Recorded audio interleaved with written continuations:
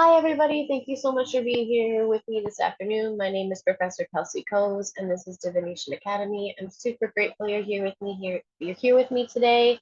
And if you're watching the replay on YouTube, I'm super thankful that you found us and you're watching us there. Just a little bit of information for you. If you are new, please like us, follow, subscribe. On YouTube, you can search for Divination Academy, where we have over 180 different videos for you to watch. You can find us on Facebook underneath Divination Academy, to where you can find more of our classes and events. You can be in live classes. And then you can also find our website, divinationacademy.com, where you'll find our study guides, information about our professors and directors, resources, books, things like that for you to have access to. For a little bit about myself, my name again is Professor Kalsee Kohs. I teach a lot of different topics here. I've been teaching here for, I think, since October, so we're going to come up on a year here soon, in a little while. I have been a Grey Witch solitary practitioner and a mystic for about the last 15 plus years. So I pull from all pantheons, all places. I work with a lot of different topics, a lot of different energies. And I view things from a dualistic point of view and from balance and working with light and dark and grayness and wanted and unwanted energies and all that fun stuff. When I'm not teaching here and an admin here, I do have my own business, modgepodgeristic.com, where I offer one-on-one guided services, workshops, ebooks, and lots of other content for free and community services as well. So you can always check me out there too. Today's class is the Ascended Masters series. I don't know what class number we're on. I think 4, 5 maybe. I don't know if they're all up. I think we have 3 up right now. I think there might be one missing. So I think we might be on 4 or 5. I'm not quite sure. But this class series, we're talking about Ascended Masters, how to work with them. We're talking about the different ways of light. I'm introducing you to different Ascended Masters. Their energy and how you work with them is going to be a little bit different than if you work with a deity, than if you work with a spirit guide, if you work with any other type of energy. It is a little bit different. So the way that this class will be structured today, because we're going to be talking about the pink ray of light and Lady Nada, the first part of it, I will do a little bit of review, just because it's been a little bit since we had the last class, and in case anybody didn't do the first class, we'll get a little bit of understanding of what Ascended Master is. Before we start talking really nuts and bolts and go dive deep into who Lady Nada is, I'm not able to go as deep into her as you guys probably are used to seeing with me, simply because her major incarnation that we know about, that we're aware of, and majority of this is coming through spiritual guidance, it's coming through meditation, it's coming through very little documentation, but a lot of it's coming through that. But she actually comes from Atlantis. So we don't have a ton of information. Atlantis is very elusive to us in history. So we just don't have a ton of information. So I'll be able to give you what I can about her, what we know about her, the little bit of ideas that we have of who she is. You'll get to know more of the feel of who she is based on the ray of light that she represents and what she encompasses. So we'll talk about the pink ray of light too. I'll give you ways to work with her, connect with her, and kind of let you know why you want to work with her. And then we should be able to go ahead and send you on a guided trip to be able to meet and experience her today as well. So I'm very excited to do that and happy you're here with me. If you're watching the replay, the material that I'm doing for teaching today, the link is going to be in the comments here. But if you're watching the replay, I don't think we put the comments on there. You can find the information on my website, modgepodgeristic.com, and then it should also be linked on divinationacademy.com underneath the study guide section. So it should be in both places as long as I'm not being lazy and I'm caught up. So you should be able to access it there. Okay, guys, so we'll jump into the study guide, we'll jump into my teaching materials, and we will get going. So like I said, the first part of it, we're going to start in a review and talk about Ascended Masters so you guys remember kind of what they are and why we want to work with them. So beyond our ancestors, angels, guides, those common entities that you hear about, that people work with for guidance, are there any other beings, any other entities that we have that we can work with to help us reach enlightenment, to help us reach ascension, to get humanity to that next dimension, to really help us achieve harmony with one another and with the oneness of the cosmos? And the answer is an absolutely resounding yes. And they are actually called Ascended Masters. In the spiritual community, in the magic community, and in the pagan community, I see it across all of them. And revered as an Ascended Master and a Divine Healer today, we're going to be talking specifically about Lady Nada. And her spiritual mission is tied to love, compassion, and healing and personal development, also law and justice, and ministering and service to others. She also reflects this in her very nurturing, loyal, and devoted essence. She's connected to the mystical and elusive lands of Atlantis. The big reason why I'm teaching her, and there's so many different Ascended Masters, by the way, that you can use to work with the pink ray of light. So many, but I specifically chose her for one. Like, I have a deep, deep, deep affinity to Atlantis. Like, I am fascinated by it. Like, I'm very determined to find its true history, and I think to find it more digging into Tataria right now. But I'm really, really like curious about it. I found a lot of inaccuracies that we've had throughout history, and so like it just doesn't surprise me that I've connected to her, and she really pulls to me, especially when it comes to like love and essence of love. So it's a big reason why I picked her to work with the pink ray of light. But like I said, there are so many other ones that you can use. I also have taught Mary Magdalene. I believe I taught her with the red ray of light when I taught her, but she can be used with the pink ray of light as well. But commonly with the pink ray of light, you can also use a very, very common Chinese goddess, which is King Ying. I'm not going to be able to say it right. But I'll add it after class as well. I'll send it in the message so you guys can have it typed up for you, because I can't remember exactly how to spell it right now. But she's very, very commonly used in Pink Ray of Light. But we're going to be talking about Pink Ray of Light and Ascended Masters today. She, like I said, she's attached to Atlantis, also the concept of twin flames. And she's revered as one of the Chohans of the Pink Ray of Divine Love. I'm going to explain what Chohan is a little bit later. She also brings with us, for those who choose to work with her, like knowledge and transformation and healing of all forms. She's very gentle, she's very compassionate, she's very, very devoted, which brings this very strong focus, this very much sense of strength and empowerment, because she does like to stand up for those who don't have voices for themselves and who need to be stood up for. Those who are on the outskirts of society and are downtrodden and just being taken advantage of. Like, she's there to help lift them up. So like I said, let's do some review more before we go deep into her. Before we dive really, really deep in the depths of love of who Chohan Lady Nada is, we're going to talk about Ascended Masters again and review it. So if this is the first time that you're here, or if you just need a refresher course because it's been a while since we've taught the last class here, you can also watch the first class. It is available if you missed it.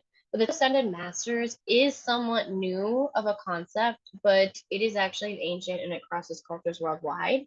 And it means a group of spiritual beings that have been guiding us since the beginning of time. It's just that they've been called a lot of different things. So you'll see them a lot of different things throughout a lot of different places, like the mighty dead, light elves.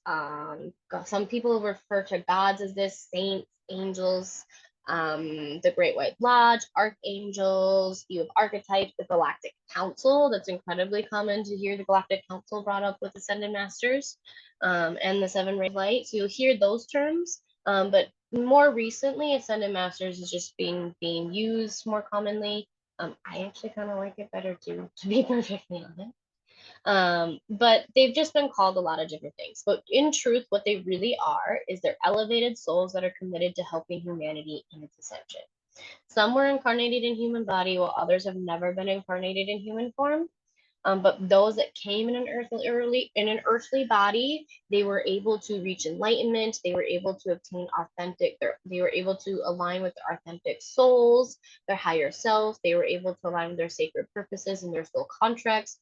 And in doing so, they were able to break free from the wheel of karma and then no longer have to reincarnate in an earthly body anymore. And then they exist within the hierarchy between us and the divine source, to allow humanity to help to rise, to help to get to ascension, and to help move humanity into the next dimension. Sometimes you'll also hear them referred to as like light bodies. But really, when you're looking also at the hierarchy of like the divine spiritual hierarchy in a sense, ascended masters would lie somewhere in the middle. So essentially, they're the medians or the channels of the divine.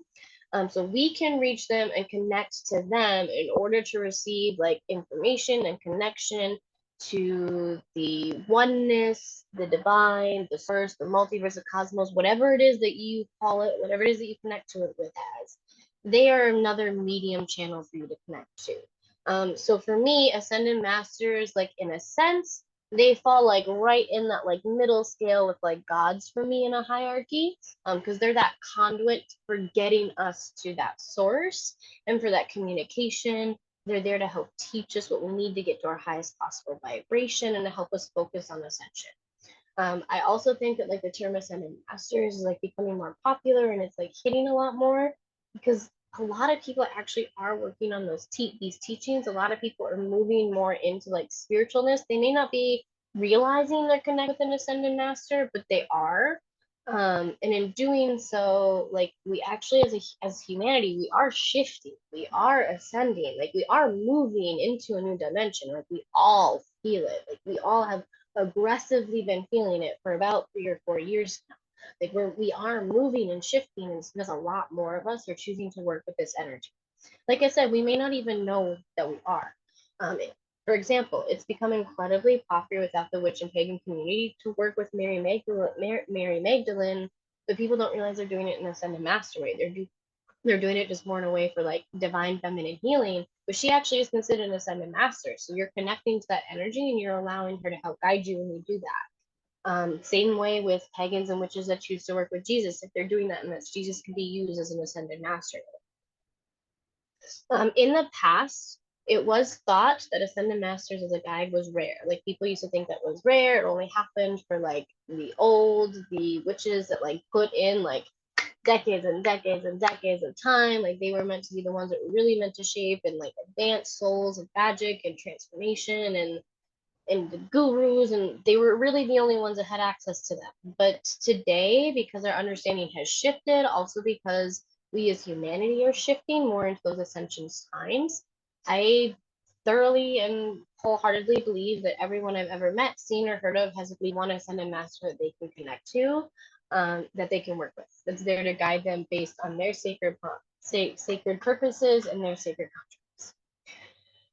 Some teachings that we have about ascended masters, but I talk about them because Lady Nada is referenced and recognized in these teachings, and this is kind of where she gets brought up, and this is where you kind of have some place to go for a little bit of like historical writing and teachings to look at her. There is a collection called the Ascended Master Teachings, and it's a collection of philosophies, and it's stemming from theosophy, but it expands on its foundational principles, and these teachings really offer a much more detailed look at the identities, histories, and roles of the Ascended Masters. So if there is one thing that you really want to kind of start reading, that would be one place to start. If you search Ascended Master Teachings, like you're gonna find the book, you're gonna find what you need. And within those teachings, Ascended Master Lady Nada is recognized as a guide and a healer, and she's associated with divine love and compassion, and they expand on her briefly inside there. Then we also later see her reference in the Bridge to Freedom, which is another collection of teachings and workings, which is another branch of teachings that's based off of theosophy as well. It was founded by Geraldine Innocent. I swear it's innocent, but it's not. I don't think that is. But in the 1950s, which also played a crucial role in shaping Lady Nada's narrative. So here, Lady Nada's role is actually further refined. And this is when you see her up as being associated with the concept of twin flames.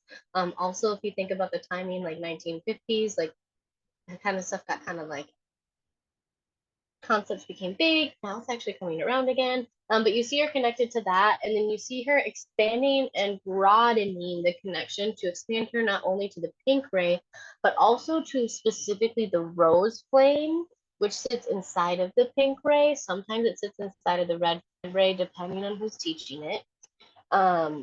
Which is a much more consecrated and divine version of the pink ray, which I talked about in my Mary Magdalene class. which really focuses on like the womb healing and really focuses on the divine feminine rather than the encompassing aspect of love. It focuses on the divine feminine aspect of love. So you see her reference and her teachings expand to have her really signified with that.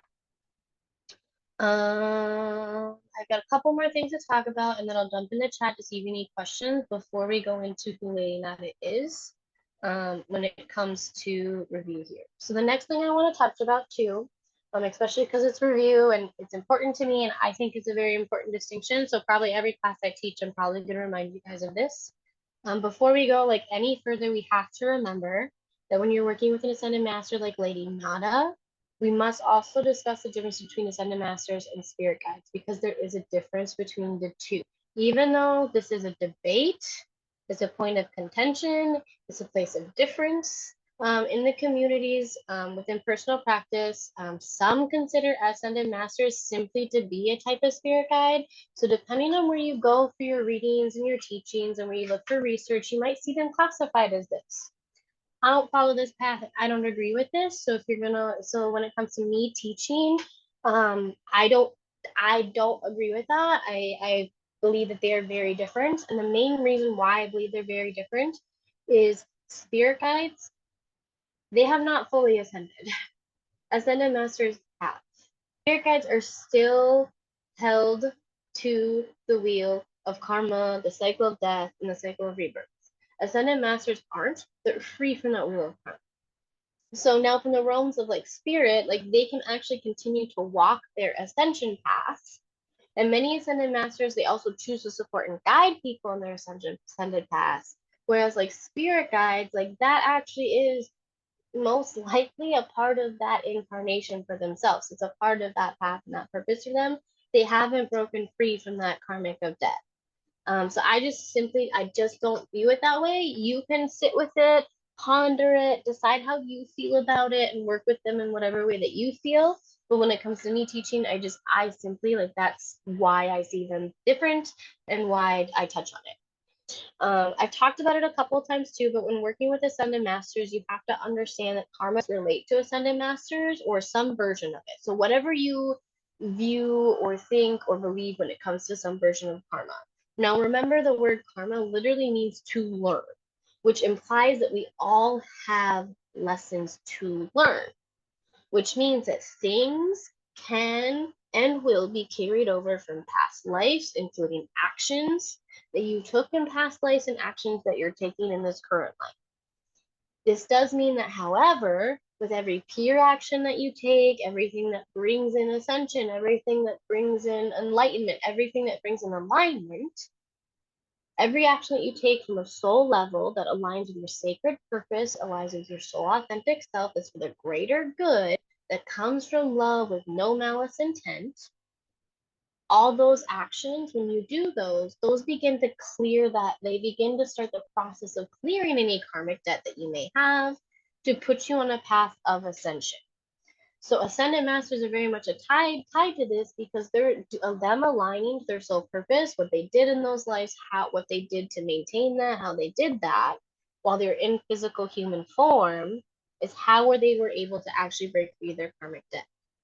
So karma does relate to them, because they were only able to be ascended masters because they had such an intimate connection, understanding of karma and karmic debt.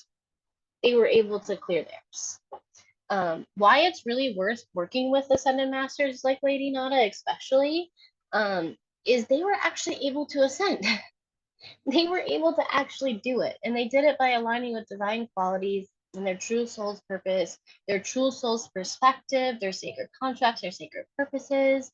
They were able to let go and ascend above limited views of our ego and connect to whatever aspect, energy, and sacred purpose they were meant to bring to humanity and meant to bring into this realm, whether it be divine love like Lady Nada or leadership or whatever else it is.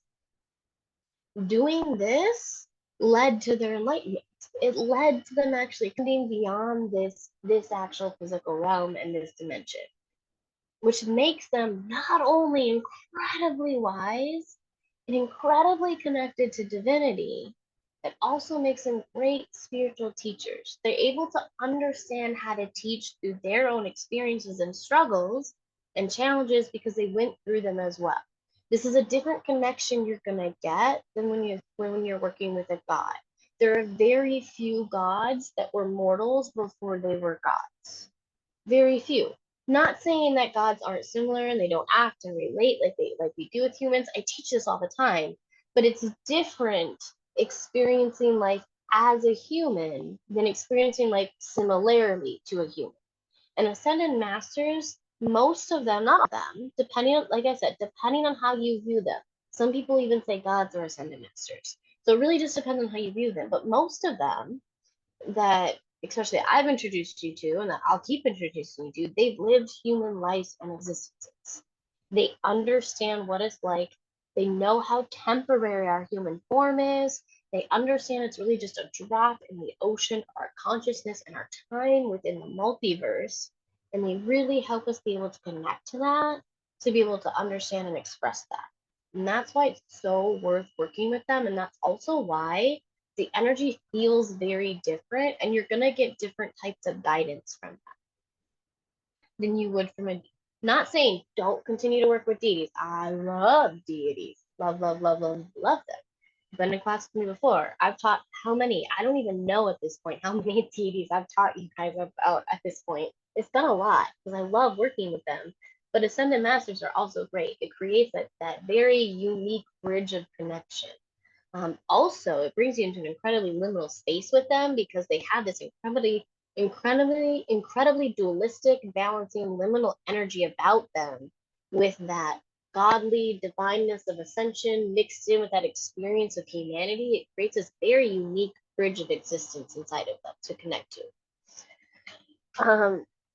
The other thing that you need to remember and know about when it comes to working with Ascended Masters and Lady Nada, especially because we're talking specifically about the pink ray of light, is the 7 rays and what they are. So when working with Ascended Masters, you have to have a basic understanding of that. Also, when you work with them, they're going to uncover many hidden secrets for you, lots of cosmic knowledge, and be able to allow you to access your most authentic self. Most teachings say there's 7 rays of light, but as I was going through research today, apparently this has changed because I guess Christianity's kind of seeping into the Ascended Masters. I'm finding a lot of works and knowledge that are pulling in from the Bible and claiming that this is in the Bible, but they claim 5 rays. Most sources I know teach 7. So I did want to point that out. I'm gonna be doing more research on that because this is I have not come across that until literally today. I was double checking a couple of sources of my own, and that kept popping up, and I just kept getting pulled into it. But that's a thing apparently now, by the way. So you can take a look at that too and see how you think and feel about it. But these rays, they're actually manifestations of the oneness where we're all connected to and from, but they represent like separate acts of that oneness. So there are separate aspects to help us be able to find our purpose, to be able to include healing, love, and so much more. So like I said, there's subdivisions of that main source of energy. They link us to that oneness, and they're expressions, again, expressions and facets of that divine source, whatever you call it, the multiverse, divinity, whatever it is. And they're all the qualities of it in subdivisions. They're living, intelligent sources of divine light and vibration and energy for us to connect to for wisdom. Each one of these rays is then governed by a Chohan, which I told you I was going to tell you about earlier. And they're known as the ascended master that rules over that specific ray. It's most commonly thought that the term Chohan originates from the Tibetan Buddhism, which actually often translates to Lord or Master. So really in the context of this, they're the masters of that ray, which means that they embody its qualities and they use it to guide others into spiritual development for humanity and ascension. Even though there is a lot behind the teaching of the 7 rays, like it's gonna differ depending on where you look, who you talk to, what source. If you remember from the first class, I had to teach it. I had to keep branching off and teaching you quite a few different differences. because depending on who you talk to, the pink ray of light may be the sixth ray, while somebody else may say it's the third ray.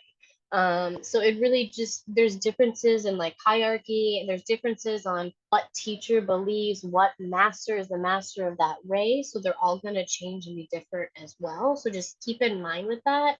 But the main teachings are that each of those rays really contain different lessons, different paths, and different ways to ascension and spiritual growth. And that by learning those, you'll be able to understand and embody your version of divinity and your version of sacred purpose and sacred contracts. And like I've talked about like before in a lot of my classes, that like I said, and even early in this class, there is currently a huge energetic shift happening. It's happening on our planet. And so like being out of alignment and not learning the lessons from these rays, like you're gonna start to feel that. Like it's gonna feel like something's missing and it's unstable in your life, and like just like nothing's going on, everything's just not making sense. Like you're gonna feel almost dissociated at times, because you're not gonna feel in line with the alignment of the energy that literally the realm is shifting into. So that's something to keep in mind when it comes to working with these rays of light as well, because they do impact, like their energies and frequencies impacting all of us. Okay, so that's the last of review. I'm gonna jump into the chat, see if you guys have any questions, and we'll get into who Lady is.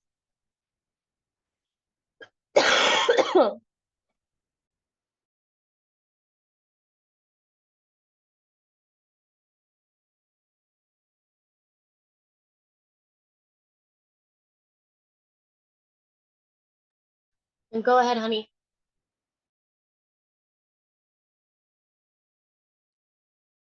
Um, I know it's not really part of this, but you mentioned how the red raylight is similar to the pink. Um, and when you taught Mary Magdalene, you actually taught her with the blue light. So could you expand a little bit more about the red, please? I taught her in the blue light. Oh, she can be in the blue light too. That makes sense. Loyalty and everything. So she can be in the red. I just thought I did the red light first. But okay, when it comes to red light, because I'll teach an entire class on that too. I just thought I already did. But red light and pink light are incredibly close and similar. Because red light attaches you to passion more than this is love. Like I'm gonna expand on the pink ray of light, but this is more of like unconditional love. When it comes to the light, whereas the red light is more of like that passion, that fire, that strength. Sometimes leadership goes into red light, but not always. Also loyalty sometimes will go into red light, but not always. Sometimes you'll see that in the blue light as well, but sometimes you have crossovers. But that red light is a lot more of like that passion. So if you think about that, you can see that crossover between like unconditional love and divisional love, and all of that. Does that make sense for now? I really thought I talked about her in red light. I guess I did put her in blue light. It makes though. I used her in both lights, so it makes perfect sense. Um, Yeah, that okay, helps. does Thank that you. help at all? You're welcome. See, I should have rewatched that because it's been a while since I caught it. I'll do red light next then. How about that? I'm gonna make a note. I'm gonna be scheduling all my next classes in the next couple days anyways, because I'm kind of getting behind on that.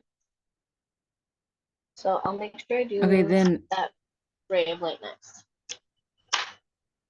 then if it helps, Okay, go ahead. with the Mary Magdalene, you didn't really talk a lot about the Blu-ray. It was more focused directly on her, and the Blu-ray was just a note in it. I was gonna say So you I haven't thought actually I done did a that either. separate class. I was gonna say I thought I did a separate class specifically on the Blu-ray, and Mary Magdalene. I did really focus on her because like her history is just so interesting. So I think you're right. I think that sounds right. So okay, that makes me feel a little bit better. Okay, but I'll do the red light next. I made a note of that. We'll talk about the red light next. But I gave you a start.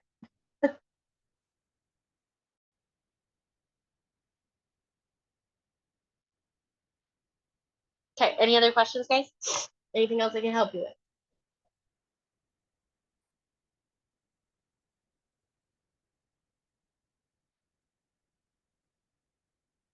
Yeah, I'm gonna need to rewatch my Mermaid. Just, I love working with her. It's been a hot minute. It's been a few weeks since I've worked with her, but I do really like working with her. She's and her history is so intriguing, and there's new stuff coming out. Like guys, sorry, I can't go down that road right now. When there's new stuff coming out in history, I lose my shit. But there's new stuff every day that I find so intriguing. Okay. And I recently became obsessed with like ants and vivariums. Like that's a whole other thing. Okay, I have to stop. I have to stop answering. Okay, so let's go into who Lady Nada is. So remember, I can't give you as much as I'm used to and I would love to about her. Because unfortunately, Atlantis is incredibly elusive to us. I personally feel like it's intentional, and I feel like somebody has that information, and I would like them to give it to me because I'm tired of them hiding it. But that's up for debate. Because it's also up to debate for where Atlantis even is, and she is from Atlantis. So that is why we don't have a lot of information about her. I mean, the timeline even recently was just shifted. We actually had Atlantis like 3,000 years older than what it should have been. So location actually completely moved across the world from where people are looking now. So sorry, side note with Atlantis. That's a whole other thing too. But she is connected to Atlantis, elusive Atlantis, the mysterious Atlantis. And so that's why again I don't have a ton about her. If you want to really dig into the sources where you find information from her, the two teachings that I talked about aren't in the beginning. Those are great places to start. Other options are going to be there's a collection of works that you can read that's called The Light Worker Within. It's a collection of works by a multitude of authors, but if you search Light Worker Within, it's a collection of works about Ascended Masters. She does pop up in there. So you can read some information extended about her in there. You then have The Path of the Priestess by Sharon Rose, where she'll pop up in there as well. The next option that you have to read about her is a book by Perlay des Friends. Let me put that in the chat. And I'm probably not pronouncing it right because you guys have been with me before. I'm not the best at pronouncing stuff. I do my best. I'm actually going to start taking Greek on Babbel to see if I can fix that. But that is his name, and the book title is Lady Nada / Maria Magdalene. So he actually covers both of them. So you actually get some information about both if you want to expand on both in that one. You then have Lady Nada, A Guide to Ascended Masters. If you search that book title, it's going to pop up. It's an incredibly long German name, but you can get it in English. And then you have Lady Nada by Barbara von Stein. So that last name is spelt like this. So those are some reading options that I have for you if you want to dig into like what you can find on her. The other options are really looking into kind of like tales, stories, reading into people that have seen and experienced working with her. There's a lot of really interesting guided meditations that people have where they experience and communicate with her, where she gives information, where she channels. And so you can get information from her that way as well. But those books that I just gave you, and then earlier in class, those two teachings that are all about that kind of where she does get put in a prominent role as an ascended master, are the ones that you're going to where you're going to want to look to get information about. But like I said, she's from Atlantis in one of her incarnations. That's where it said. The most commonly known one, the most famous one that we know about her. And she is said to have actually worked in the healing arts and served as a priestess in the Temple of Love. And she served there, dedicating her divine work to really fostering spiritual attributes of love and compassion. She really, really focused on working with children. She was also known in Atlantis to be a lawyer and a damn good one at that, where she pioneered the efforts of divine justice for the unfortunate or forgotten members of society. So she really, really reached out and fought for those who were being downtrodden and shouldn't have been, those who were being put on bad times at the expense of other people, the needy, the poor, the hungry. Like she really helped uplift them, and that's what she was trying to find justice for when it came to that. And then those who really just people had done malicious things to them, which had them fallen downtrodden times. So they needed somebody to champion them. Like that was really who she was and what she stood for, and what she connects to. And like I said, she's known to be a damn good lawyer. There's actually even one story that I've come across where it's even said like as Atlantis was like falling and burning, like she was in the law library and like that's where she went down is like she went down there because she wasn't going to go down without a fight and she loved Atlantis and she wasn't going to leave. She wasn't even going to try to escape or do anything about it because there are people that escaped and I'm determined to find them in recorded history. By the way, I'm determined to track down in the lineage. You can't tell me every single freaking person that ever lived in Atlantis either A, didn't escape, or B, wasn't visiting some other country and just now wasn't able to go back home because it was gone. So they exist somewhere in history and I'm gonna freaking find them. Sorry. Sorry, guys. I get really heated sometimes about Atlantis. I will stop with that. I apologize. I get really like, oh, I'm so determined with this. It's actually kind of hard though to get those kind of records. It takes a lot of emails back and forth with people.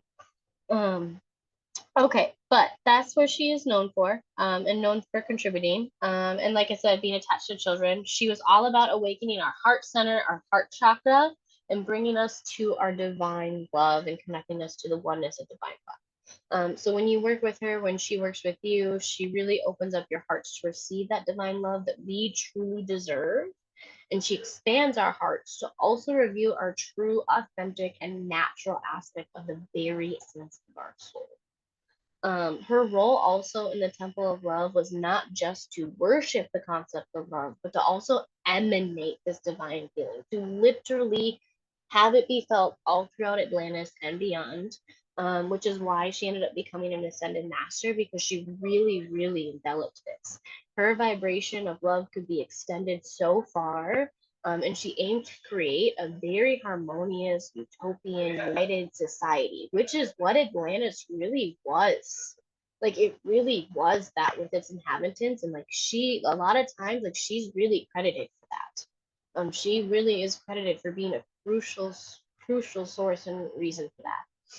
Lady Nada was a high priestess working not only in the temple of love, but it was also known as a temple of self transformation, which is a type of love. It's one of the most radical type of love there is.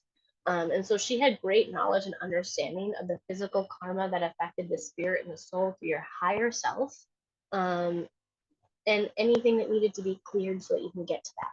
So she learned a lot of different techniques to be able to do this, such as sound healing and color healing, manifestation work, working with crystals, working with herbs, oils, counseling techniques to be able to heal the entire body, hands-on energy work. In essence, like she was a witch. Like she was doing all the witchy things to like help people heal. And she taught this to the priests and the priestesses of Atlantis as well, so that they could help heal any of the population that came to the temple. Nobody was ever turned away, no ifs, ands, or buts for any reason. And she wanted to be able to help anybody who needed it. Later on, after that incarnation, like I said, there are some rumors saying that when Atlantis was falling, like she stayed, in the law library, she stayed in the temple, she stayed there, like with Atlantis. She wasn't going to leave it. She was going to be there and try to protect as many as she could as it was going down. But after that incarnation, there are some sources that I've come across that even believe, like I said, Christianity is kind of starting to seep in, guys, in this area recently. But there are some that even believe that one of her incarnations, she was the mother of John the Baptist. Which depending on your view in Christianity, depending on your book, he is more important than Jesus. Look at the Knight Templars. The Knight Templars love John the Baptist way more than Jesus. But it said that she was the mother of John the Baptist, who was known to be Lady Nada Porticia. I mean, my name's pretty familiar. She was well known for her feminine energy and her beauty, and she focused on working with the heart chakra as well with those around her. She also focuses on enchantments that had to do with the feminine energy, and she was known to help balance the feminine energy with the masculine spheres. She is also known to minister to children by singing and using the voices of angels. So she really worked with the youth. So because of this, she became associated with children, and she helps opening up our hearts so we can actually heal our inner child. So she's really great for the inner child. And then in Lady Nada's next life, it is thought that she actually was in India, where early on as a young girl, her gifts came through extraordinarily clear and people were drawn to her. She taught as a female guru, working in this lifetime with yoga to help clear energy blocks in the body, and working with food groups that can cleanse the body and restore balance. Today, Master Lady Nada is the patroness of teachers, nurses, ministers, and lawyers, and anybody who needs who places the needs of others before their own daily activities and choices. This is another reason why I actually really like to work with her. No matter what I do, no matter what therapy I go through, no matter how hard I try, it is deeply ingrained in me that everybody else's needs come before my own. And she really encompasses that energy. Is like, no, I put the needs of everybody else before me for the greater good, and that's what happens.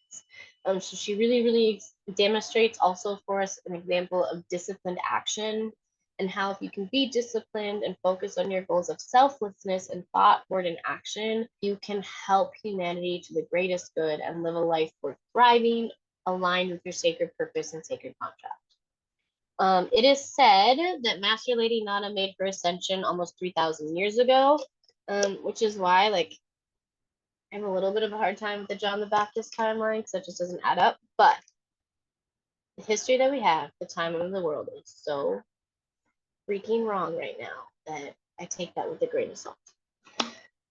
Okay, so that's who Lady Nada is and who she was, and the information that we really have about her and the lives that she's lived throughout her ascension. Now, Lady Nada, like I touched on before, she's known as the Chohan of divine love and the pink ray of light.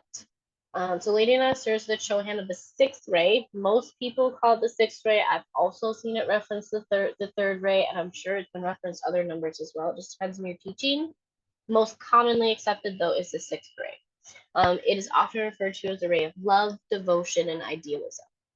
I've also seen it referred to as the pink ray of light, at times the violet ray of light, but very rarely. But I saw it enough mention that I felt I should bring it up. So if you're doing research and looking, you may find it that way. But is most commonly accepted as the pink ray of light. The pink ray is associated with the qualities of love, compassion, service, devotion, and idealism. Lady Nada really exemplifies these qualities in her teachings and works to inspire individuals to embody them in their very own lives. So she encourages us to practice unconditional love and compassion towards ourselves, because that's actually how we're able to grow spiritually and transform so that we can have our divine love encompass everybody else around us and help us push humanity to the greater good. We've talked a lot about Lady Nada and who she is and the Chohan of divine love. So I'm going to jump in the chat and see if you guys have any questions before I talk about the pink ray of light, and then we go on how we can connect the pink ray of light here.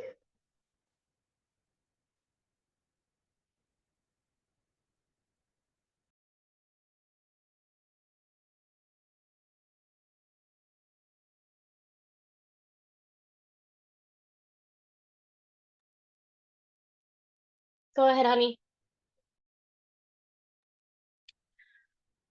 Okay. I don't feel like this is too far-fetched since she's like the embodiment of unconditional love in that.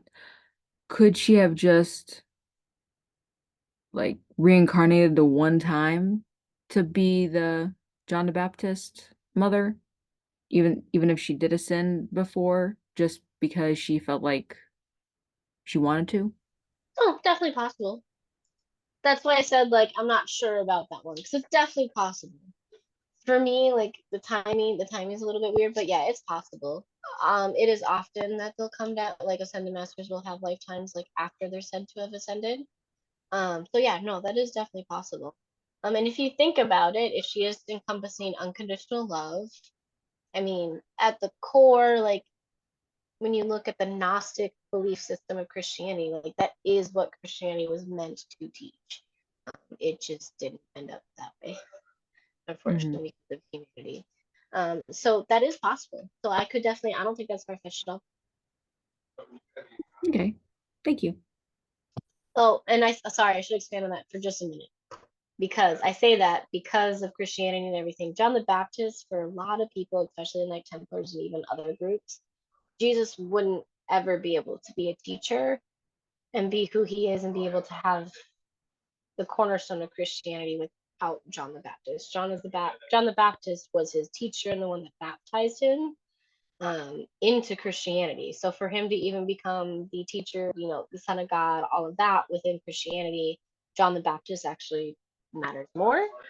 So that's again why I'm saying that's not far fetched, because if she is the mother of John the Baptist and he needed to exist, so Jesus could exist. So then that unconditional, what was supposed to be,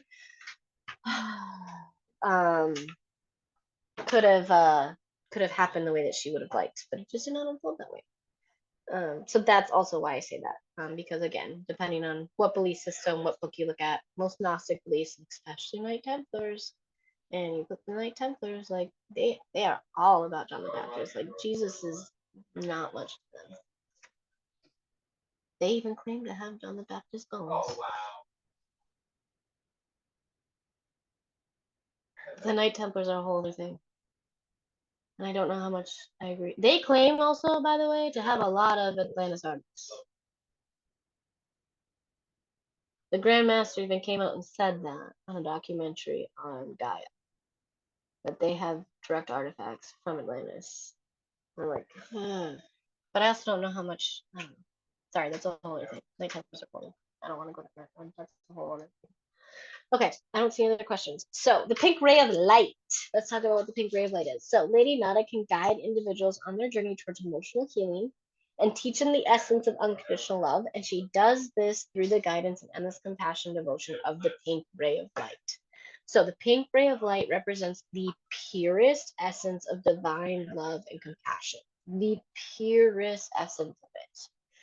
So the pink ray, also known as the ray of divine love, symbolizes that all-encompassing compassion, empathy, and unconditional love that binds all of creation together. Without this unconditional, unspoken love that binds us all together, this realm and all of creation on earth, we'd really fall apart. Like we really would if you think about it. Without that connection, there'd be no offspring. We wouldn't be reproducing. I mean, like there'd be so many things going on. You wouldn't have that connection. Because even if it's just for mating purpose, there is some. It is it's a love connect. Like it is. No matter if people try to say it's not. Like it's there. But you also have to look at the fact that like when it comes to like love and like the fact that like all the world, like we really wouldn't exist without it. Like we just wouldn't. We exist because of the co-creators divine dance within each other. We exist because if you look at so many creation stories across cultures and across earth that have to do with the creation story of the universe, if the universe was alone to begin with in that story, they become lonely, they get a companion, the rest of the solar system and everything else was formed. Or it's two companions existing together. Like it is this dance, this love, this we all exist within that energy of love. There's no way to get there's no way to get away, no way that you can get away from it. So she really like that pink ray of light really guides us into that. It helps us understand that. It helps us understand like the very nurturing wisdom that's within our heart space. It helps us be able to understand others. It helps develop harmony and peace. And it helps us really be able to embrace one another and make those connections. The pink ray also helps us focus on our soul self, which means because our soul self can end up fragmented due to trauma, stress, accidents, obstacles, blockages, or anything that happens in our life that's unwanted. The pink ray of light can provide comfort and compassion to our soul selves to allow us to heal. So the pink ray really focuses on that self-care, that self-love, and like how important moving through that grief, moving through that trauma needs to be focused on healing your inner core and your inner child to really open up a river of unconditional love that you pour out for yourself from your soul, which then can pour out and spill out to everybody else. So, to recap, the main qualities of the pink ray of light are going to be love and emphasizing compassion, kindness, and really that universal love in all endeavors, areas, and all entities of our lives. Also, creativity, and it encourages us imagination, artistic expression, and innovative approaches so that we can communicate and interact with others. Symbolisms that you're going to look at are the third ray really resonates with the color pink. See again, third ray. I referenced it as both because I see it as both. I'm the third ray and the sixth ray. It just depends on the teachings and where you come from. You can a lot of times you can tell that I pull my teachings from so many places because you'll see me going back and forth between some things. But the element really it's often associated with the element of water as well, because it symbolizes the fluidity of our emotions. It symbolizes the fluidity of our love. It symbolizes the fact that our love's connected to emotions. It also symbolizes how love flows, it overflows, and just the running abundance of it. Now, how you connect to the pink ray of light. Um, it's going to be very similar to how you would connect to any other light or ascended masters, and it actually might be a lot easier than you think. So the first thing that you do is you want to make sure that you raise your vibration. And how do you do that? I think you probably hear that phrase a lot, and a lot of times you don't really get a lot more explanations besides that. Besides just raise your vibration. But what this really means is releasing toxic habits and people from our lives. This may even include performing protection magics like cord cuttings, freezer jar spells, and vanishings, but you must clear out your minds of negative thought patterns and rewire them. That's where DBT comes in handy. If you need to learn some DBT skills, by the way, definitely follow my page. I teach them constantly because I can't survive without them. I literally can't. I mean that with all sincerity. I wear a bracelet every day that says DBT saves lives because it does. But that therapy literally it teaches you how to rewire your entire thought patterns. So that's something that could help when it comes to raising your vibration is knowing skills that can allow you to help you do that. And then also really purifying your soul through energy work and cleansing rituals. So creating a proper energy hygiene routine is going to be really, really important. If you missed my energy work class, I talked about it then. So check out the guide. I don't know if I've linked it on divinationacademy.com, but it is on my website on how to start doing that. And then when the video comes up, you can watch that replay so you can start to create a proper energy hygiene because that will include energy cleansing rituals, will help you make sure your vibration stays aligned and where you would like it to be. Other ways that you can do this also is through meditation. So meditation really ends up putting us in a very receptive state. We quiet our minds, we quiet our bodies and our souls enough to be able to actually have a conversation with the divine and allow it to speak to us, which includes the ascended masters. It allows them to show us images and things. It allows them to teach us and heal us and communicate with us. Even if you think you're bad at meditation, I promise you're not. It just takes practice and time, and you just need to come at it from a place without judgment. So I think something that a lot of teachers teach is that you shouldn't have things popping up into your brain as you're meditating. Your mind's supposed to be just nothingness. And if things pop up, people feel like they're failing. They get really hard on themselves.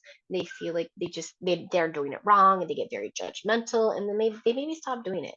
That's actually not the point of meditation. It's totally okay if things like that pop up. Like, it's fine if something pops up and you have a thought. All you need to do, notice it, experience it, let it go on its way without judgment, and then get back to being wise mind. Get back to that quiet receptive state, because you will hear and see things and have thoughts because you're receiving messages. Of course, when you're receiving messages from the divine in a meditative state, you're gonna think thoughts and feelings and see things. So that's not like something to say that you're doing it wrong. You just need to experience it without judgment, notice it, let it go on its way, take in what you need, and then go back to being receptive to receive the next thing you're meant to receive. In my guide, I do have a meditation that I wrote out very clearly for you to actually speak with Lady Nada. You'll be asking her what negative energies are attached to you that allow you what things are allowing you to not live your life based on love and devotion and services and needs of others, and how, and like asking her how you can release them. It walks you through bringing her and her heart energy into your heart space and filling up your entire body so that you're infused with love and devotion. So you can check that out in the guide. I wrote it out word for word for you so that you have the ability to access that. And the next thing that you can do to work with Ascended Masters is becoming Reiki attuned. Not only does it help heal and soothe others, it also helps you heal yourself. And it also helps you become more attuned to a specific master and ray of light if you use that ray of light often. Another way to help keep your vibration where you need to be so you can connect with Ascended Masters more easily is through visualization work. And you can do this by working specifically with the pink color, through visualizing having the pink energy around you in your sacred container, in your sacred temples, around your altars. You can visualize the color pink to have it included in any shadow work, in any meditation, any spell work, and any rituals as well. I do have a very short couple visualizations here for you. One to bring in images of love, of creativity, and then one to just focus on the color pink and to help you connect to the pink ray of light. It's very short descriptive to help you do that visualization and get you started so then you can fill in the rest of it. And then another way to work with the rays of light is something most of us are really familiar with, which is affirmations. Affirmations can be used with almost any and all energies you want to connect to and work with. I like them very specifically with the ways of light because you're supposed to be encompassing them in all areas of your life for ascension. So having those affirmations as a constant reminder throughout your day help you be aligned with those energies on a more consistent and constant basis. So the affirmations that I wrote out for you are all based on love. You can come up with whatever ones that you would like, but I put a couple in there for you. One I have is I ask Lady Nada to free the love in my heart for forgiveness and to fill it with love, compassion, and the joy of serving others. The other one I have is I feel surrounded by the energy and teachings of love everywhere around me. I give love in abundance to others. I give compassion to those who seek it, and I live to serve those in kindness. I give love, guidance, and protection to those who need it most and cannot advocate for themselves.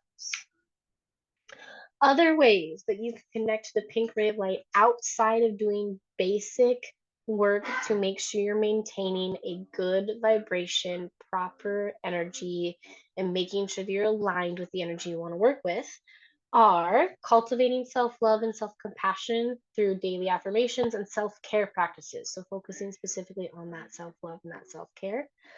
Practicing forgiveness towards oneself and others. So, if you have people that you need to forgive for yourself, you can. I want to make a disclaimer here though.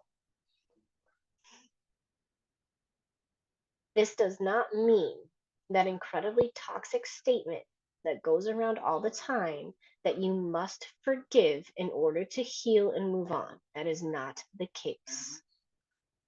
This means if it is something that can be forgiven instead of radically accepted for healing, then you can choose to release that emotional burden, forgive it, and foster healing that way.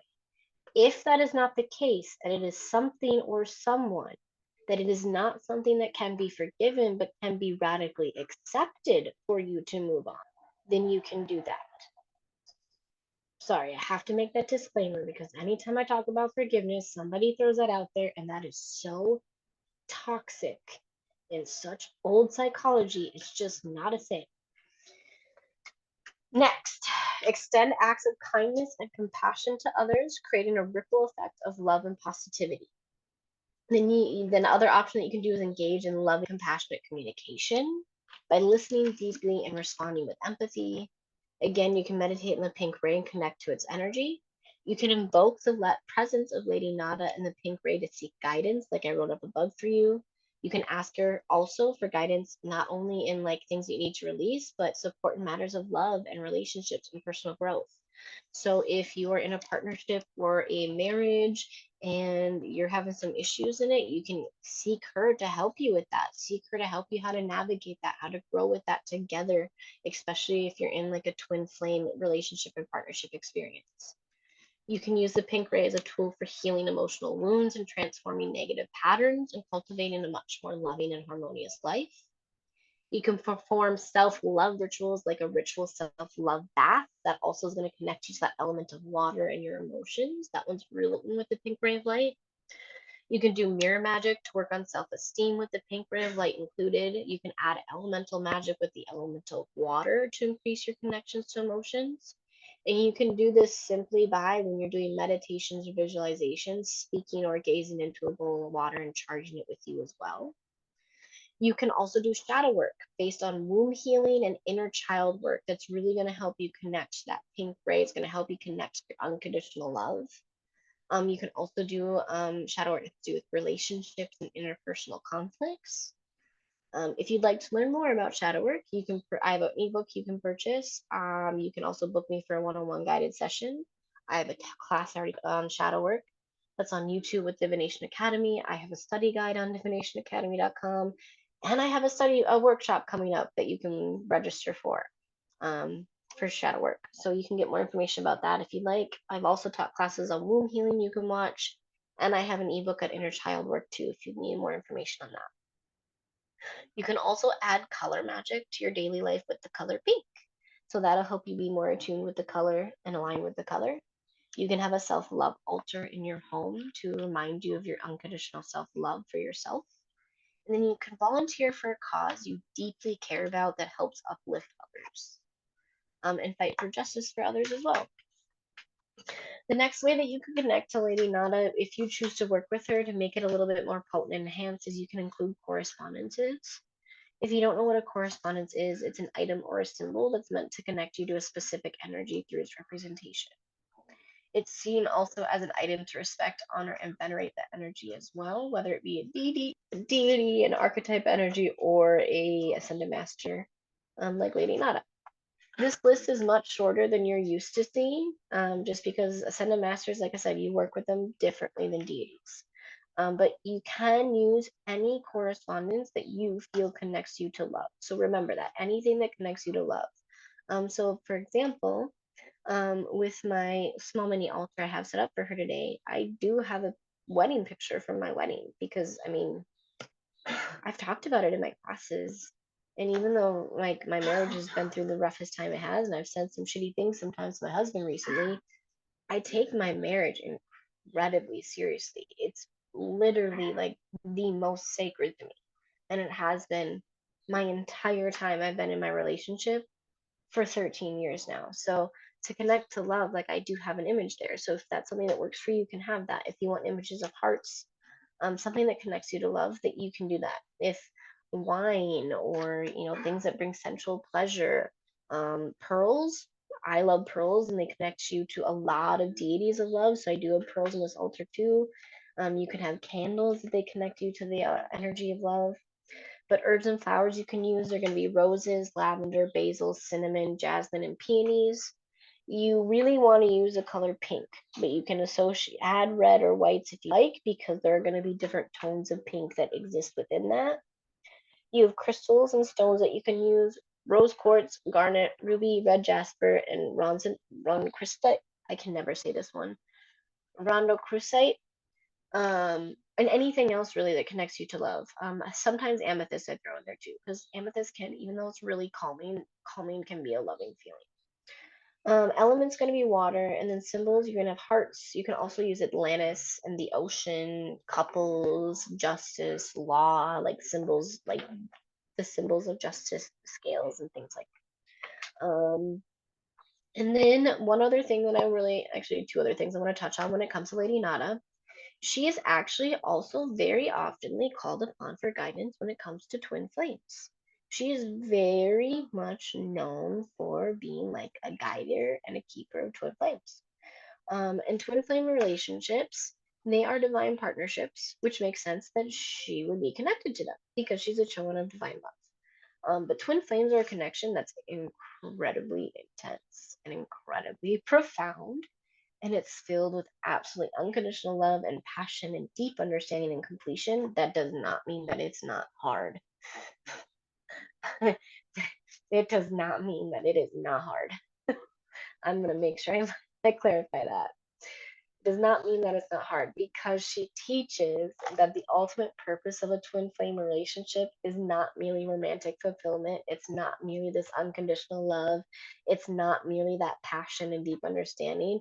They also are meant to push you through spiritual growth and accelerate you toward your enlightenment and ascension. And that is not always a very comfortable process. It's a lot of hard work to stay together, especially in a twin flame relationship. It's intense, it burns hot, it's a lot of love, but with a lot of love comes deep pushing you to grow, and that is an uncomfortable place with lots of uncomfortable feelings, lots of uncomfortable conversations, and she really teaches you that. So she really encourages you, with the guidance of twin flames, to understand that each of your individual views cause challenges and struggles, but within the relationship, it's going to create opportunities for deep personal and spiritual development. So she really pushes in her guidance to foster that unconditional love within each other and understanding and forgiveness, and then also suggests and advises to be patient and to trust in divine timing, because each twin flame connection is going to have its very unique journey and rhythm, and it's going to move and spin in its own fashion. So she really calls on that and teaches that. And the last thing I want to touch on is, since I am a gray witch, every single energy I work with, I look at how it can help me maintain balance, and how it can represent the cosmic energy of duality. So this includes Lady Nada and the pink ray of light. Most would think that with her being the Chohan of the divine love and unconditional love, there cannot be a balance and there can be nothing unwanted with that. Yeah, I'm going to tell you you're wrong. Sorry to kind of laugh at that, but I'm going to tell you you're wrong. This is why. When it comes to fully encompassing divine love, that means that you have to do it for all of humanity. That's not easy. And this means that you are going to have to be able to radically forgive, and you're going to have to radically forgive often. You're going to have to radically accept often. You're going to have to sit in some gray spaces of morality in order to actually encompass all divine love for everybody. For example, how are you going to show divine love for pedophiles? How do you do that? To encompass divine love, that means all of humanity. It pushes you in this uncomfortable place of morality where you have to have uncomfortable conversations with people and with yourself to decide, how are you going to radically accept, forgive, and show compassion, divine love to every human being, to all of humanity. So that's something that you have to look at. I mean, for example, I work intimately in pro-abortion rights and activism, and sometimes it's really hard. It's really hard for me to sit here and want to love other fellow humans that sit here and say that I'm not as human as they are just because I don't have a penis. Sometimes it's incredibly hard for me, but you have to do what you have to do and do the shadow work and understand where that could possibly be coming from in order to encompass that divine love. So it really can push you into unwanted feelings. And you have to be pushed in those unwanted feelings in order to make room for that all encompassing divine love that you want to connect to. Also, love in the sense of relationship, like I talked before, it's not always easy. Like, in order to maintain it, it takes a lot of deep connection and willingness to experience very uncomfortable emotions, very unwanted emotions, and have very uncomfortable and unwanted conversations. In order for a relationship to thrive, to be good for both of you, for you to want to stay together and make it last, you have to have these unwanted conversations, these uncomfortable conversations that put you in that liminal space, because it does force you into transition. When you have those conversations, it's either things are going to change, but you don't know how. Is it going to go this way or is it go that way? And like you to have those conversations, you can either change in a wanted way or it can change in an even more unwanted way.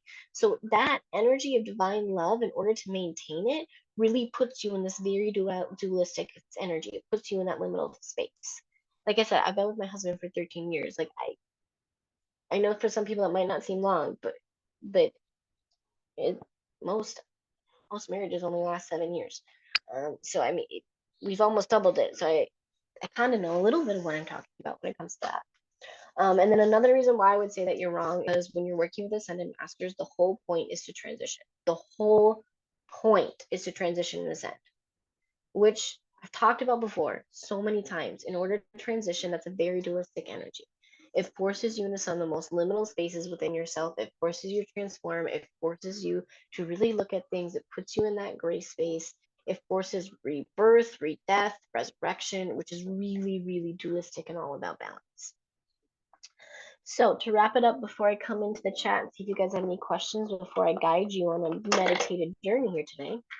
However you choose to work with Lady Nada and the Pink Ray of Light, just remember that she's going to bring to those who choose to work with her knowledge of transformation healing in forms and for all of humanity. She's gentle and she's kind, but she's also very strong and she focuses on strength and empowerment within her. She had to do that in order to shape humanity how she did in Atlantis. She had to do that for law and justice. And you have to do that really to be able to divinely love everybody. She will guide you to divine love through understanding all aspects of the love, including connections with others and yourself. And the impact traumas or tragedy can have on it, she also will help foster healing with that. She teaches you that your love should extend far beyond yourself, far beyond your family and your loved ones, and it should reach all those around you and that are in need of it most. If you choose to call on her as a guide to help you connect to a source of divine love, both within and without yourself, she will help you become your true soul self and connect you to your sacred purpose. And doing this could be your next step towards your own ascension, even and the greater good of humanity. Okay, so I'm gonna jump in the chat, see what else you guys have for questions.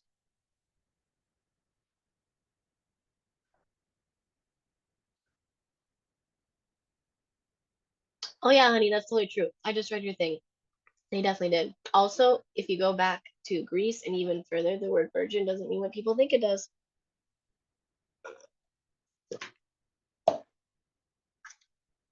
The Greeks had the Greeks really loved love though, so it also doesn't surprise me that they had so many names of virgins, different names of virgins. Plus, there are so many different versions of, and she encompasses all of it. Okay, do you guys have any questions then? Joanna looks like no. I'm just waiting to see if Honey's hand goes up, and if it doesn't, then we'll go right into guided work.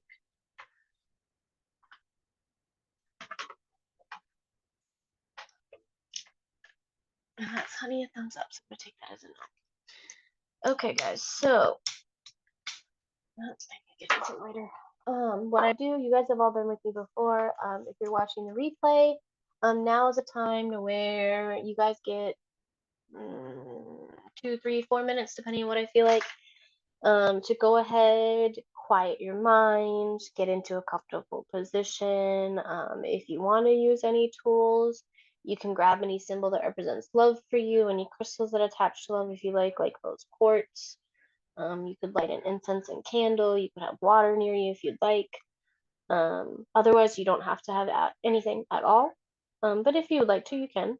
But now is the time, like I said, you're going to quiet your mind. You're going to go ahead and call all of your energy back to you. You want it to be clean and pure and whole and vibrant and moving. You're going to get yourself into what some people call a meditative state, or I like to use the term sacred container.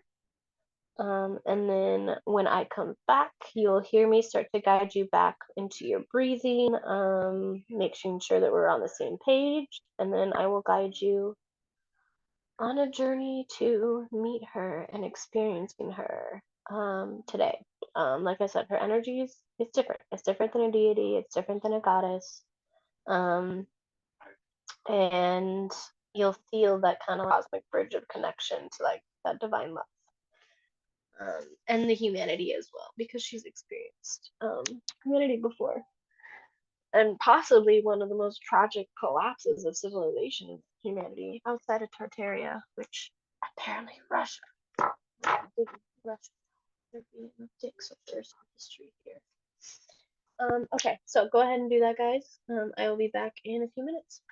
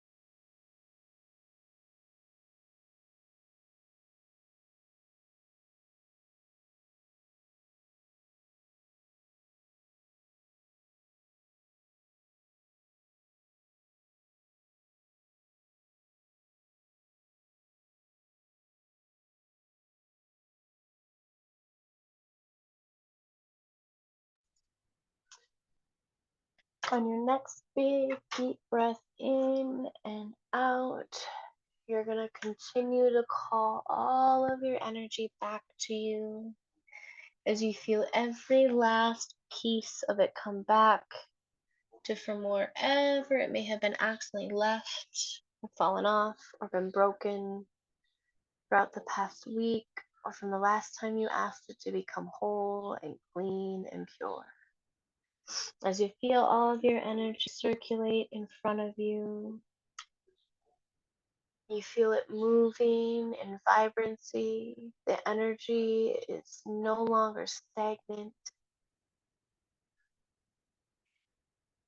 It's moving in its authentic way. It's its authentic shape and color and size. It's pure and clean and whole, and everything that's there is only meant to be and is all yours. On your next big deep breath in, on your release, you're going to release with all of your strength any fear, trepidation, doubt, worry, stress, anything that's unclean, that's not pure, and that's not yours. Anything that's stale and stagnant and left over within your energetic body and system will release and leave you. As you take in your next big, deep breath in, you notice that your energy in front of you starts to move and expand, filling up the container and the environment around you, enveloping you and changing and shifting into the color of pink, where you feel surrounded in compassion and kindness and love. You take a big, deep breath in as you feel with all of your sensations that energy of unconditional love and kindness and compassion and devotion move in through your nostrils and your mouth and all the way into your energetic system. shooting up out of the top of your head in your crown chakra and down through all of your portals into your feet and your roots. You feel that energy that's pink and glowing and vibrant and whole, full of love and compassion and kindness for yourself and others in the world all around you, filling up your system. On your next big inhale, as you feel it filling you up to the point where there's no more left and it's just shooting out of both ends of your chakra systems, you notice that the energy around you had started to shift and change, creating a pathway, welcoming you in love and kindness, compassion, welcoming you in justice and service to others, beckoning you to move forward and follow it. As you see at the end is a threshold for you to cross over. As you take a step forward on your next big deep breath in, you move down that pathway, tunneling you in pink light, in compassion and love, in understanding and forgiveness of yourself and others around you. The connection of oneness within all of humanity and the cosmos, the thing that creates each and every entity and being. It guides you as you move on that tunnel and path until you come to that threshold. As you step forward across that threshold, you move gently into the next container, and your body and senses adjust to this place completely surrounded in bright pink light, shining down on you from all senses, all angles. You take in and notice that it's a grove that you're in that's cast in that pink, pink light shadows. You see trees and foliage. You see a river bubbling and moving by with trees and with fish and snails, frogs and insects all around it.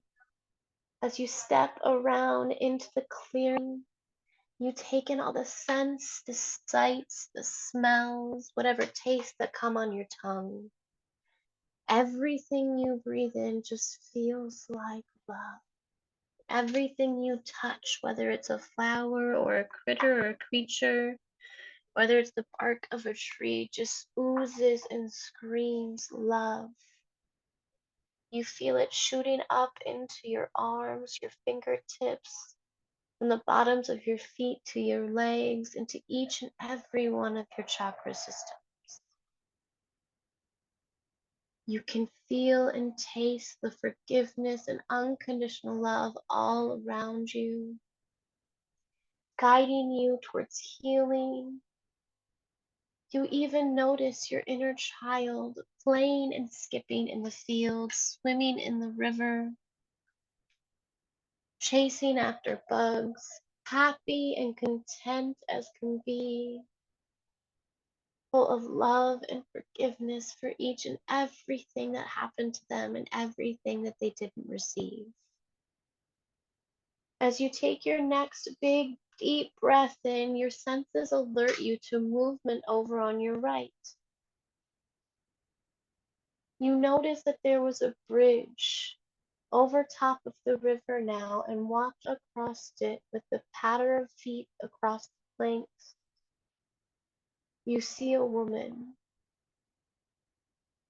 She looks human, but there's this aura of divinity, of just compassion that you feel in your gut and soul that almost makes you want to drop to your knees, of divinity and love all around. You take in her image, her hair, her eyes, her body. You take in everything she's making you feel when you see her walking towards you. softly, almost floating on kindness, compassion, and love. But underneath that, you also feel a strength and a power. You know that if something happened to you, she'd protect you with the fierceness and ferociousness of a mother lion, of those to protect those that are weak and downtrodden that need help. As she walks closer towards you and enters the clearing, you feel the energy of love intensify all around you. In the trees, in the fauna, in the grass, in the air. Taste it on your lips. You smell it in your nostrils. You feel it on your skin to the point where the hairs on your arms stand up in love and alert and compassion. You watch as she walks towards the middle of the grove and sits gently on the ground, beckoning for you to come near her. You approach her in gratitude, in grace, in humbleness, eager to be close to that love. Your inner child even comes and joins you, sitting on the other side, almost eager to hear like a story being told. They don't fear her. It's like they know her and have been around her before. As you both sit there, ready and full of compassion, willingness, and openness, overwhelmed that sense of love in the sacred temple, the sacred grove that you're in. Your attention gets pulled back to the beautiful woman in front of you. The energy of love just radiating from all of her pores, pushing into your own energetic system. Images to your mind of things you need to let go of people you need to forgive, of events that no longer should harm you and hurt you. Images of times where you felt love and whole, you felt harmony and peace, you felt love and encouragement.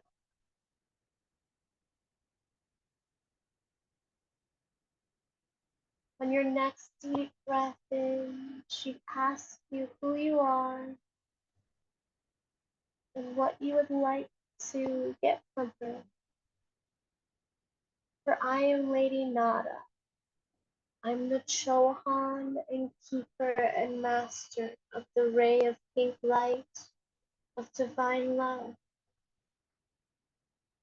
I lived majority of my life and experience in Atlantis, fighting for a utopia full of compassion and kindness,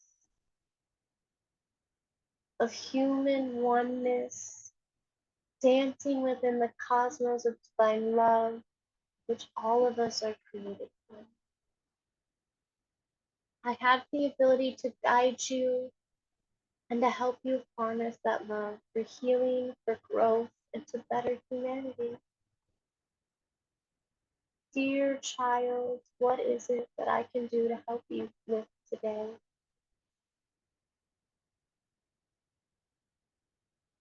As you listen to her and take in all that she has to say and the question that she's asking you to ponder, you take a big, deep breath in as you experience a push of her energetic love flowing towards you, almost like she's enveloping you in compassion and kindness, and the understanding that whatever it is you're here to ask will be accepted, it will be okay. She's here to guide you in wisdom, love, and connection, even if it means to bring justice, even if it means forgiveness. As you feel that love envelop around you, you may even move yourself into a new position to lay in her lap, to hug her, to cry in love and forgiveness. And as you do this, you feel every sensation that's happening to your body, from sight and sound, from taste and smell. You listen to any messages in mind's eye that are pulling on you from that heart center space, where that pink ray of light lives to guide you in compassion and love and forgiveness. You ponder everything you're thinking and feeling while you sit next to her or lie in her lap, as you hug her and cry or hold her hand. And when you're ready, you open your mouth and you ask her whatever it is that you need to ask her to guide you in love, forgiveness, compassion, understanding, help move humanity into the next dimension of enlightenment in a way of love and how you can be service to others.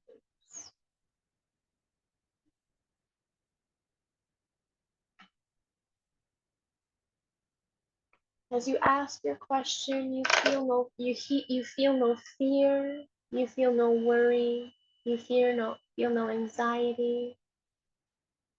You know you'll be accepted and loved, and you'll be guided with wisdom, even if it's to self-love, if it's forgiveness for others, or compassion. After you've asked your question, you sit next to her, you hold her hand, you hug, you bow, you lay in her lap, and you wait for her love and energy to overflow you as she either speaks her response to you, you see it in your mind's eye, you hear it, you taste it, or you feel it in your senses. You receive it with acceptance, with gratitude, with forgiveness if needed, and with the absolute unconditional love that she sends it to you with.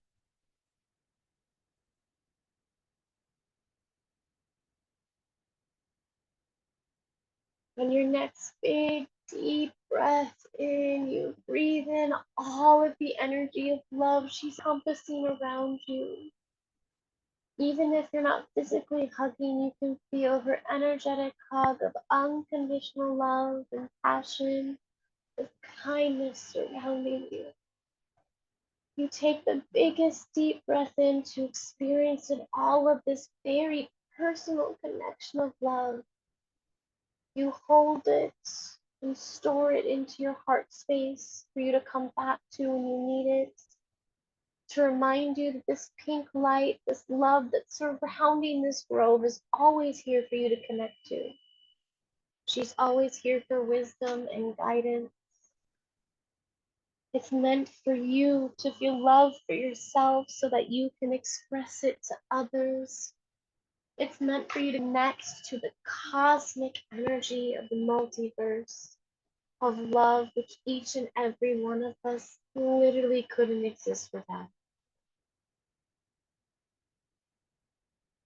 On your next big deep breath in, you get ready to push out with the biggest exhale anything that no longer serves you in love, any blockages that are there.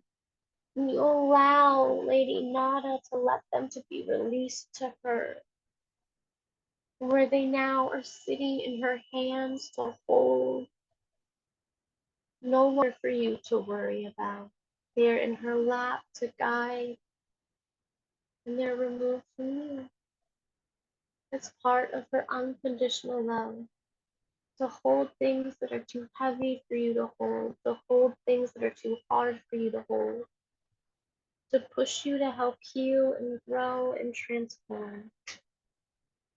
On your next big deep breath, however you would like to, you show her gratitude and reverence and thanks.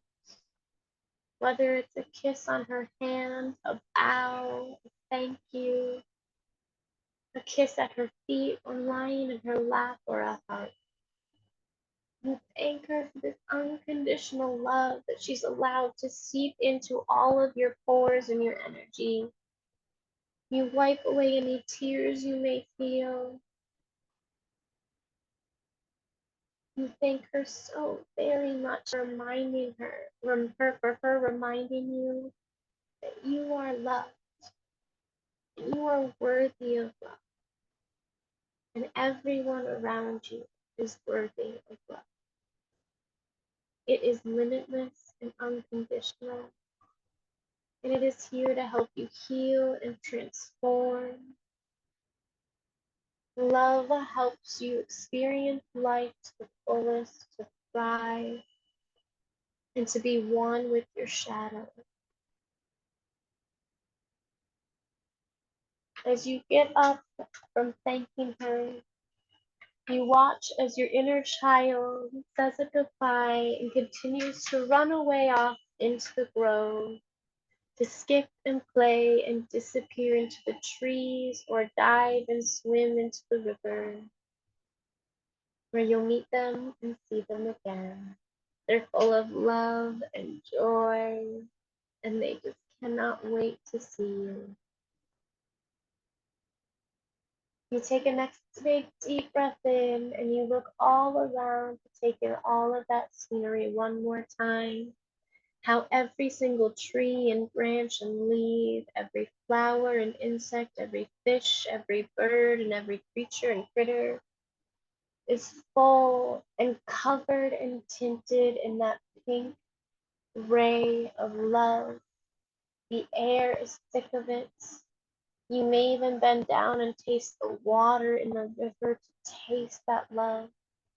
It smells of love everywhere. You feel it in the hairs of your skin, on your arms, your legs, and the back of your neck.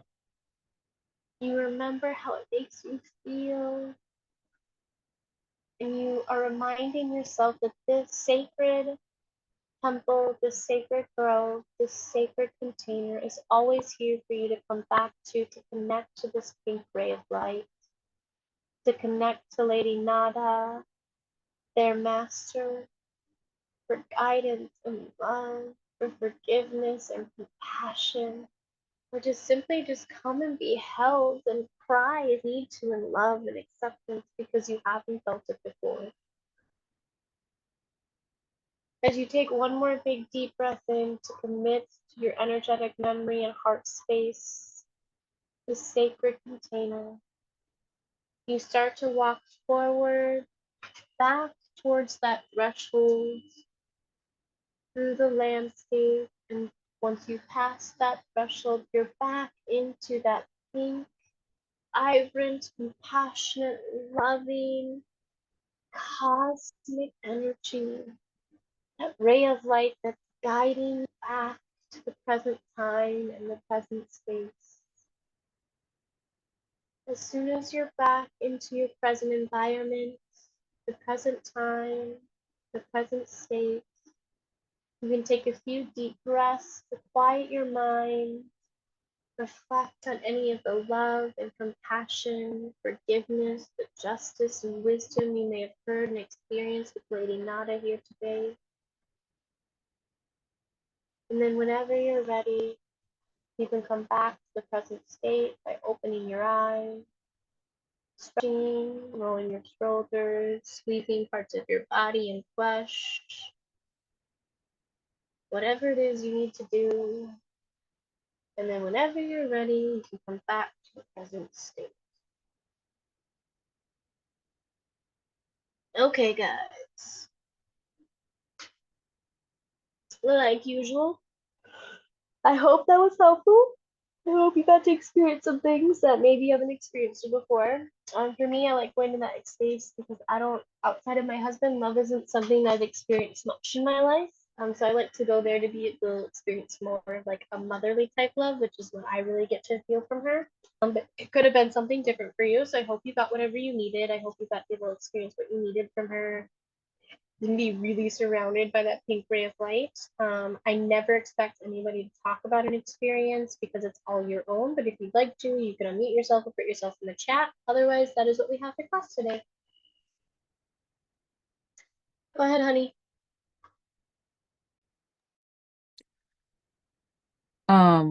I'll talk about my experience. Uh, Go ahead. um,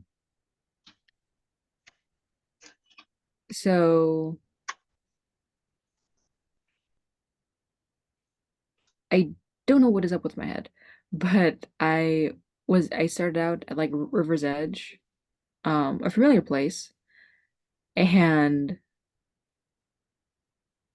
before,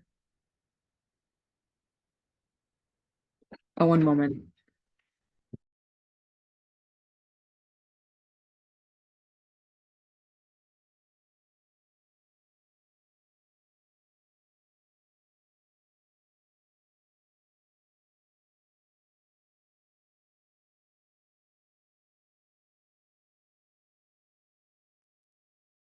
Okay, hi, back. Sorry about that.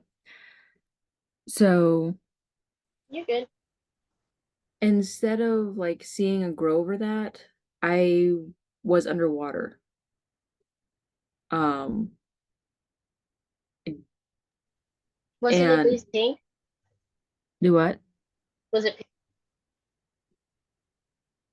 Was the water pink or was it just normal water? Just normal water. Just normal water, but I could breathe under there. And at first I didn't know why, but at the end of the meditation, I could I could breathe underwater, but I could also, like when you said taste the air at the end, I stuck my tongue out and actually got some of the water and tasted it. So I at the end it kind of flashed that the pink light was actually around me, which is what allowed me to breathe under the water. Ah, that makes a lot of sense. I mean, she is known to be connected to the element of water, and element of water is emotion, which is love. So that actually makes a lot of sense. Okay, that's very interesting. Honey, I always end up bringing you to such different places than I intend, but I love hearing I love going there. Thank you for the opportunities. it.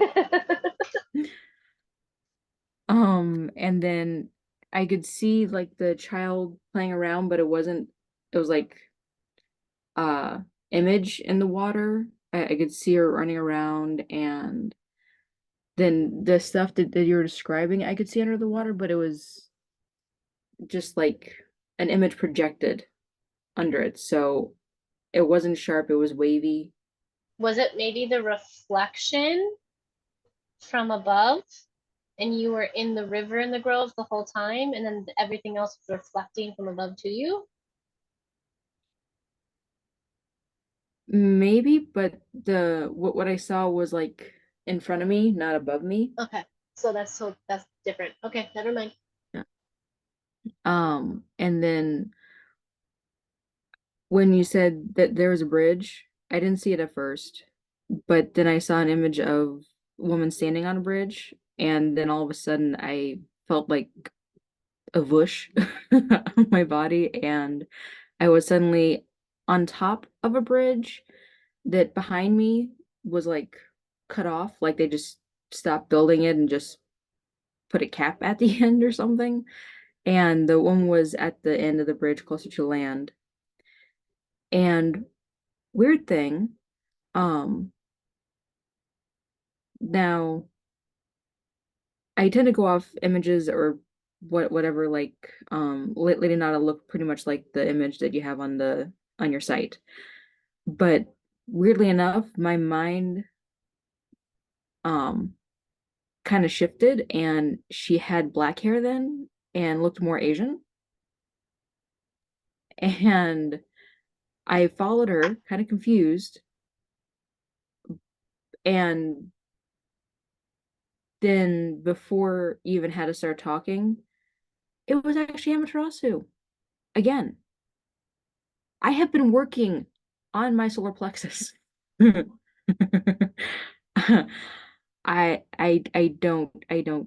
don't know why. We talked for a minute. I don't remember the exact words she said.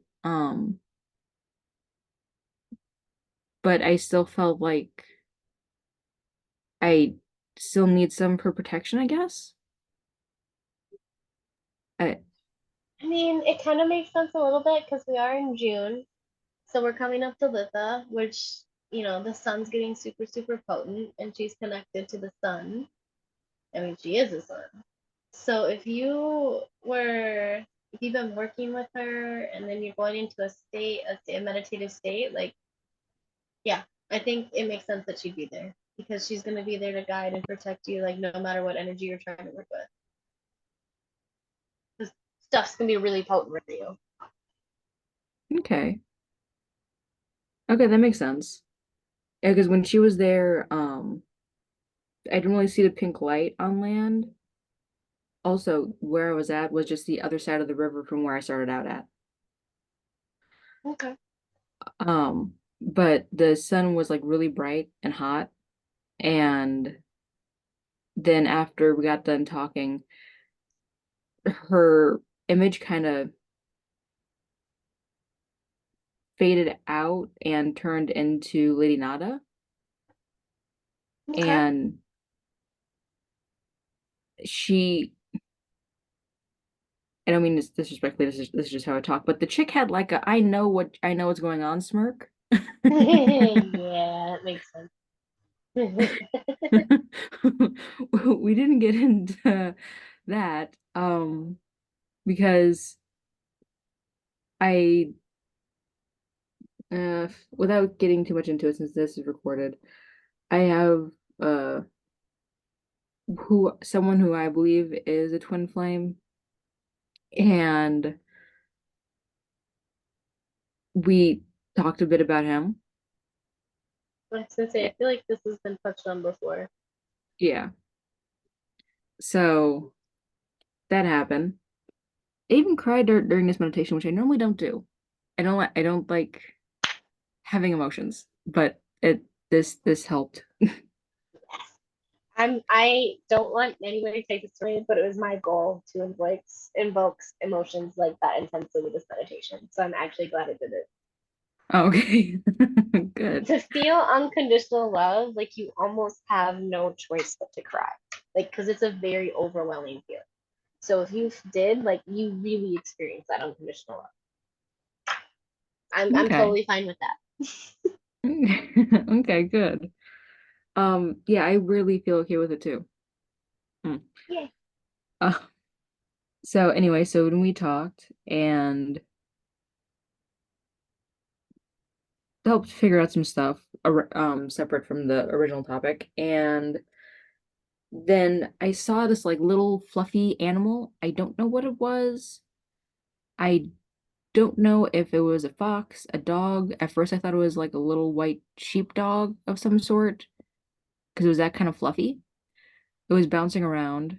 Um, and me and my inner child wanted to go play with it.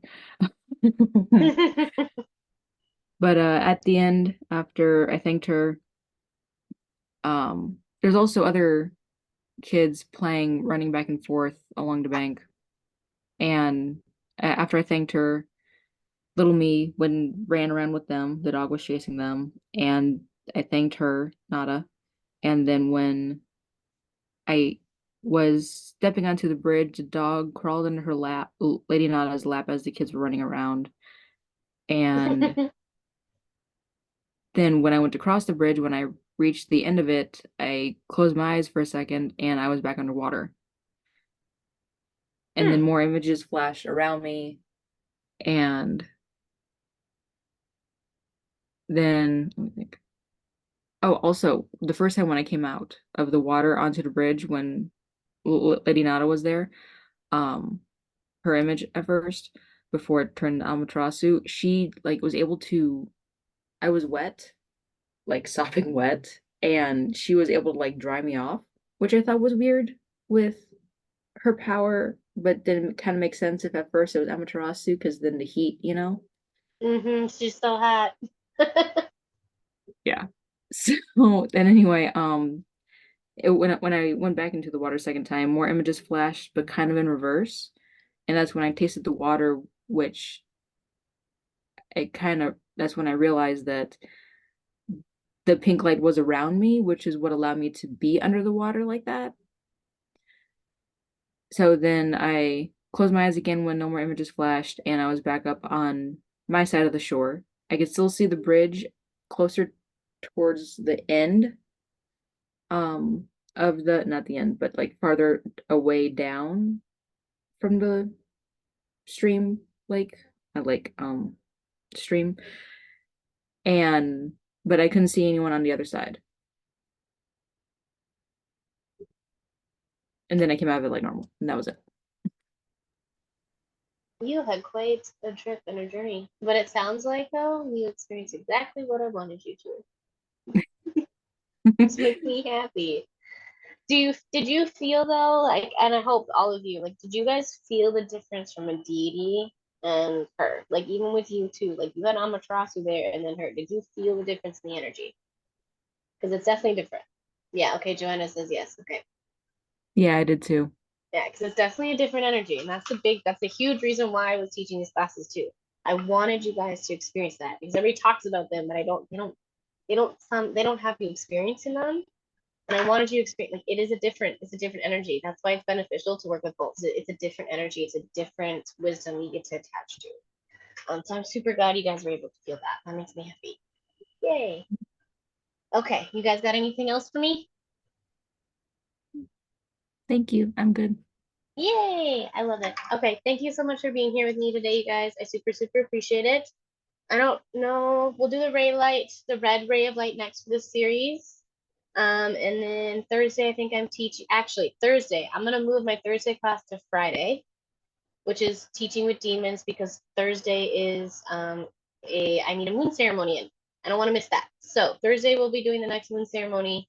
I'll move Thursday's class to Friday, and then I think next Sunday I'm doing. I think next Sunday is Dark Goddesses, and I think I'm doing Nyx. She's fun. Oh, she's something else. So again, thank you so much for being here with me today, you guys. I really, really appreciate it. Have a good rest of your day, everybody. Thank you. Love to you all. Thank you, Bye. Joanna. Okay, thank Bye. you. Bye.